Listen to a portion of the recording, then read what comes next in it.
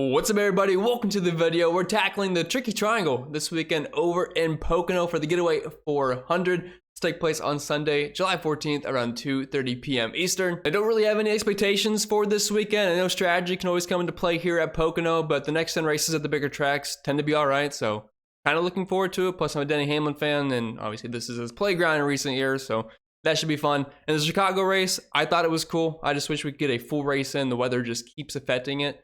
But overall, fun, and Alex Owen getting the win, I thought was pretty cool with Tyler Reddick hunting him down at the very end on different tire strategies. Anyway, this happens to be your first time here. What's up? My name is Pennell. I break down NASCAR DFS each and every single week on this channel. Videos on Saturdays, live streams on Sundays, plenty for 11 p.m. Eastern, so be there. Always a good time. And really quick, I gotta give a shout out to last week's comment contest winner, De Palma, for getting Ty Gibbs the closest of you all. And if you want to enter this week, same kind of situation. All you gotta do is comment down below who you think is gonna lead the most laps and how many, and the winner will get a cash prize. And if you do enjoy today's video, make sure you leave a like down below, subscribe to the channel if you're brand new, and let's dive right into it. All right, let's talk some strategy here for Pocono. If we're looking at similar tracks, really the only one we have is Indy. The problem is we haven't been there in the next gen era. So really, we have no similar tracks besides looking at how we have raced at Pocono the past two next-gen races.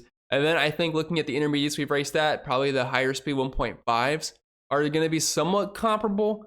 But again, practice qualifying is probably going to weigh the most on this. And the way we should do roster construction, with there only being 160 laps, that's what, 110, 115 diameter points, somewhere around there. That's not a lot. So this might sound weird, but I would probably implement a road course type build, if that makes any sense. A road course with a little bit more laps, so the diameter points mean more.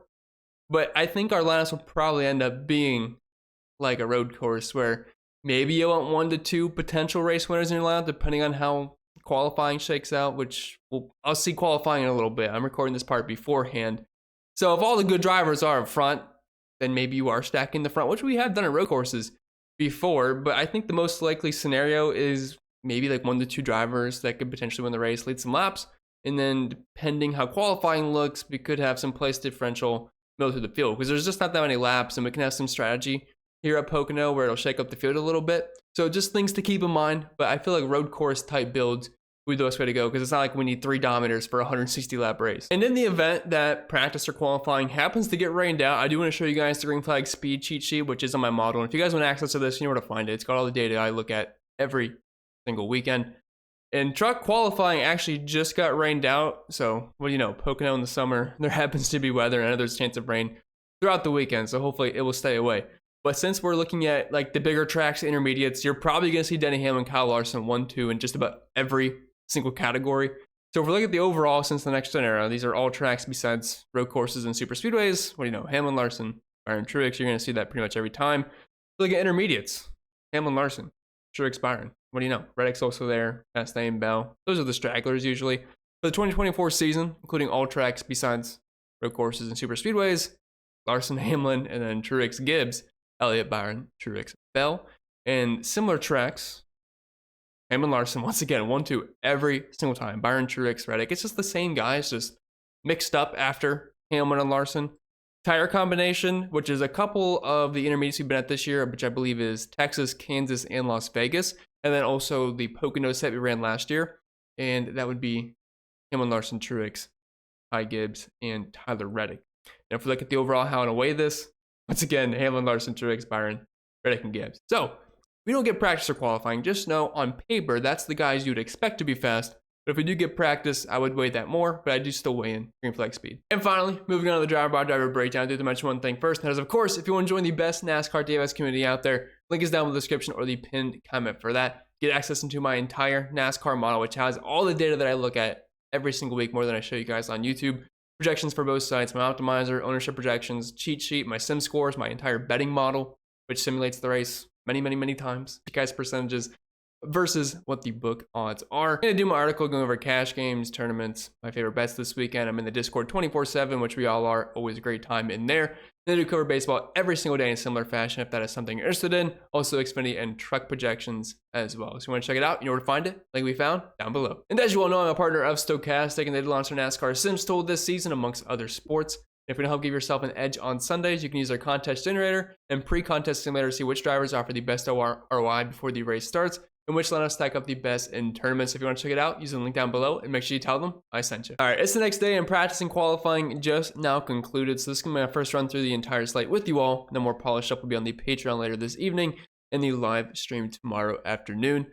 And we just had a couple spinners in practice, Kyle Larson, Tyler Reddick, two of our more talented drivers, but they were fine, so no worries about them. If we look over at some of the practice results here, we were in different groups, but just overall, if we're looking at the lap times here, I try to remove the noisiest laps. Like if they're typically running like around 54 and they throw out a 57, I try to remove that just because I don't think it's a great indicator of the speed and it probably shouldn't be represented in the data. But just know this isn't the end all be all. It's me just trying my best here, but looking at these times, this overall lap times, Kyle Larson, Truex, Blaney, Keselowski, Bowman, Elliott, Byron, Logano, Reddick, McDowell, leading the group here. Not really too many surprises. Denny Hamlin's a little bit lower, but he's one of those guys where I'm not going to overreact to his practice times. And as you can see, JJ Yeley just pretty much driving a lawnmower this week, about a second off the pace compared to everybody else. So do not expect him to have any fireworks this week. And we have the consecutive lap averages here, which are fine to look at, but I don't want to mull over it too much here. But so let's start with our 5-figure range here first.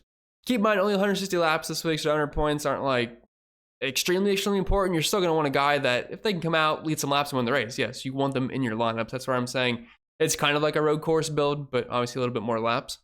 So probably like 1 to 2 DOMs per lineup, because even these guys starting 12th and 13th, they can be potential dominators as well. Ellie can be a dominator starting 11th, so it can be a bit of a hybrid mix there.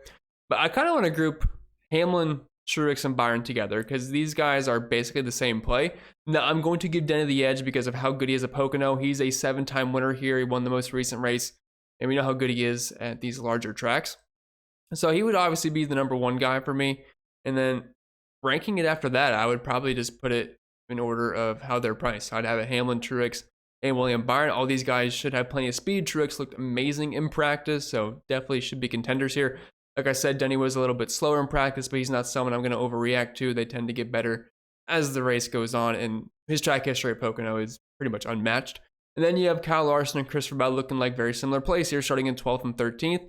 I would side with Kyle Larson over Christopher Bell. I know Bell has been amazing in recent form, but Kyle Larson's been fast too, and he crushes these intermediate tracks. If you guys didn't skip over the green flag speed segment I went over earlier in the video, Larson Hamlin basically 1-2 every single time in these categories. So I would say a strong way to go if you wanted to play 2 of these drivers starting in the 10, 11K range. Hamlin, Larson would be my starting point, but you don't have to play 2. You don't even have to play 1 this weekend, but Larson might end up projecting the best, and I feel like Denny Hamlin will be right there with him. But all these guys are viable, but Hamlin, Larson definitely the top 2 for me.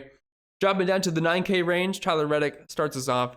And really, him, Blaney, Chase Elliott. I'd hate to make it sound like it's as simple as that, but they really are very similar plays here. Ty Gibbs, honestly, if I looked a little bit lower, we could throw him in that Byron, Truex, Hamlin range, although with him being at a massive discount, makes it a bit easier to get there. But looking at Reddick, Elliott, and Blaney, I would say Reddick is probably going to be the favorite of this bunch for me. I know that comes at the price point, but he has been extremely fast at these intermediate tracks. And if we're looking at the 6-race sample size, which is the 2 next-gen Pocono races plus the 2024 1.5s, Reddick has been awesome. 5 out of 6 races, he's finished inside the top 5. Obviously, 5 out of 10, he's been in the top 20 every single time. He's also second in fast laps, so I think he's going to have a strong car. He was obviously very fast in practice, so Reddick is a perfectly fine play with me. I don't think he's going to have a ton of ownership at this price point starting in 7th because everyone's going to flock to the bigger names of Byron, Truex, Larson, Denny Hamlin. So I think Reddick's one of the better tournament plays on the slate here. And the speed did show up, like first in the 1 lap, third in the 5, second in the 10, look fast in the overall lap times. So I have no issues there. And then Chase Elliott, Ryan Blaney kind of in the second tier between these 3. And I would give a slight edge to Chase Elliott just because you get a little bit more place differential upside. And he's had some pretty good runs at similar tracks. 6-race sample size, 5 out of the 10 races in the top 10, and also 3 top 5s, an average finish of 6. Pretty much right there with Tyler Reddick as far as their overall numbers, just not as many dominator points. Ty Gibbs being on the pole, that puts him in a very tough spot considering this track doesn't have that many laps, and there is a lot of good drivers right by him, like Byron, Truex, and Denny Hamlin. Is he capable of leading? Sure, he's shown that plenty of times in the past, even being surrounded by elite level drivers. He's an elite level equipment. He's got a very fast car. I don't think I'd play him in cash games. He's more of a tournament play for me if you think he can lead some laps and finish in the top 5. Like, there's enough laps where if he can lead a good chunk of this race, it works out. But it's not like it's a short track where he could lack up rack up like 60, 70 laps quite easily. So a bit of a tougher path for Ty Gibbs, really just a tournament play only for me. Brad Keselowski here kicking off the 8K range. Starting in 14th, he's in a weird spot. I don't think the ownership's going to be very high. But honestly, if we're looking at his data set, overall pretty strong numbers. 6 race sample size, average finish of 10th, 2 top 5s, 2 top 10s, and the top 20 every single time. And practice wasn't bad. If you look at the overall lap times, he was 4th in that category. And if we're looking at the consecutive lap averages, 17th and 8th. So not a huge sample size there, and it wasn't great. But I think Keselowski should be a top 10 contender. But before he's starting in that price point, he is not someone that's going to be a priority for me. But he's definitely not off the list. Joey Logano, $8,600. He just tends not to perform at these track types. He usually out-qualifies himself. Average finish 20th, running position of 20th. He didn't suck in practice or anything. Obviously, he put a good qualifying effort. I believe he was, if you look at the lap times, overall, not bad. Eighth overall, if you're looking at the laps that I'm looking at. But again, he's kind of in that Keselowski range, and I feel like I'd just rather play Keselowski. He showed a little bit more speed. Ross Chastain starting in 19th, $8,400. I will have interest there. I usually play Ross at these intermediate tracks if we can start around 15th to 20th, and at this price point, I will certainly have some interest. Looking at this data set here, average running position of 12th, but an average finish of 18th, so he has been getting unlucky. Also 4 top 20s, 3 top 15s. I can get in on Ross this weekend, and if you kind of find yourself in this price range for cash games, it looks like he'd probably be the best option of these 8K drivers. Kyle Busch, he's really cheap on FanDuel. I guess he is cheap on DraftKings as well. He's going to be starting in 24th. If you look at the data set, it looks pretty good. He's also very good at Pocono. 4 top 15s, 3 top 10s. This is including some 1.5s this year. But if you're ever going to play Busch, play him at the intermediates instead of the short tracks. But they had a bit of a steering issue, I believe, early on in practice. So it looks like, once again, we're going to have some issues with Kyle Busch this weekend. So he's not for the week, but projection-wise, I don't think he's going to look too bad, especially over on FanDuel at that price point. But just know, it usually goes south. Chris Buescher, he's kind of like the same play as Keselowski, but you're getting him at about $1,000 discount, $2,000 discount over on FanDuel. So I feel like it's going to be much easier to get to him over there. And I feel like practice-wise, they should be pretty similar. We're looking at their times here. Buescher was 11th in the overall lap times. Keselowski was 4th. But if you're looking at the times, I mean, it's not a huge difference. So I think Buescher and him will probably run pretty similar. So I'd probably end up having more Buescher, honestly. 4 extra spots and the price decrease. 7K range, last week's winner, Alex Bowman. I had quite a few messages of people that ended up betting him after the live stream. So congrats to you guys. That's absolutely awesome. Love to hear that.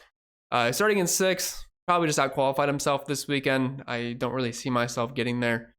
You basically have to have him stay within the top 10 and get fast laps. And there's just really not that many laps for him to accumulate too many. And if we're looking, and there's a lot of PD here, which I know some of these guys were slower, but it's going to be really tough to get the Bowman. Bo Wallace, $7,600. He probably ends up being one of the more popular plays on the entire slate. I think he's a good cash game play. Just really cheap. He's in a Toyota, which Toyotas have a ton of speed this week. Don't look at the qualifying time. He screwed up his lap in practice, or in qualifying, and then practice, his times are pretty good. 4th in the 1 lap and 5th in the 5. And if we're looking at the overall lap times, Bubba Wallace was in the top 15, so starting in nearly 30th, you pretty much have to play him in cash games, and overall, just a very strong play at that price point. Dale Suarez in 16th, not too bad in practice. 9th and 10th there, and if we're looking at his numbers in this data set, average finish of 18th, running position of 20th, but he can be really hit or miss. He does have some pretty good finishes here and then some pretty poor finishes. He's a tournament play for me. He's that pivot off of Bubba. I don't really feel comfortable with it though. And then you have Gragson and Briscoe here, who are going to offer you PD, but man, they looked very slow. 34th and 33rd, and then 25th and 26th. And if you're looking at the overall lap times, we have Briscoe pretty much dead last here. And then you have no Gragson. Not exactly sure where he, oh, yeah, right there in 27. So the speed is not there. So honestly, maybe even Suarez ends up looking like a better play. At least from an ownership perspective, if people just flock to these guys because they start further back, I guess. And then Josh Berry, I can't play him starting in 5th. His practice times weren't amazing. I know he qualified well, but I just don't think Stuart Haas is going to have that much speed this weekend. And then Eric Jones, $7,000, starting in 23rd. He usually is pretty good at Pocono, and if you're looking at this data set, overall strong numbers, 14th, 18th in the running position, 5 top 20s and 3 top 15s. I think I'd rather play Jones over guys like Briscoe and Noah Gragson this week. Comparing their practice times, he was a bit higher. So between those guys, I would flock to Eric Jones over the SHR drivers. And now we have the wonderful scrubs that we always love to talk about. So Michael McDowell, he's $1,600. He's starting in 21st. He was fast in practice. 5th in the 1 lap, 7th in the 5. If we look at the overall lap times, He was 10th, so I'm not going to slander him. I think that does make him playable. I just wish he wasn't nearly $7,000.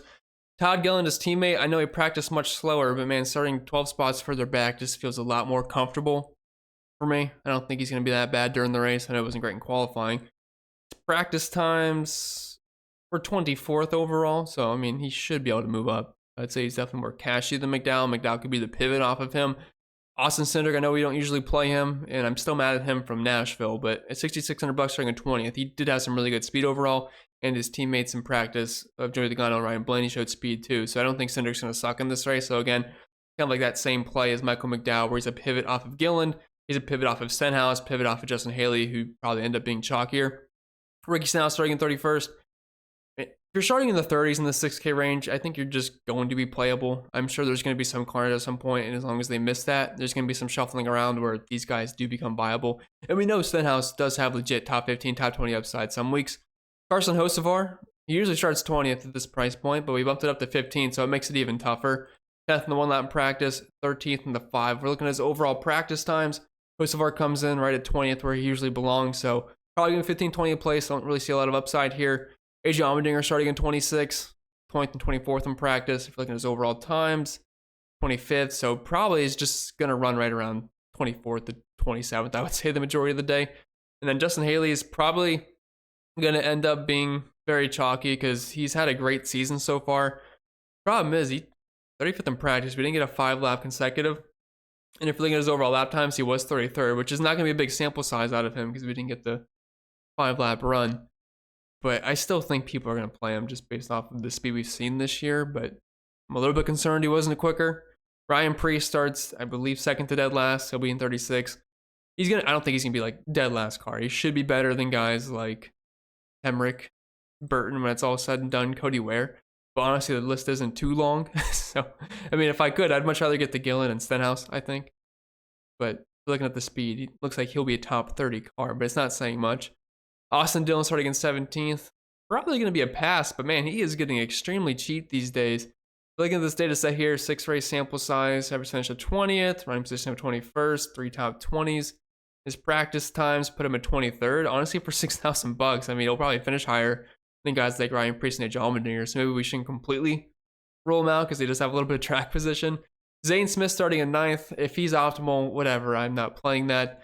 John Nemechek, probably a pass. I think he can move up a little bit. So I don't want to say that completely because he is really cheap.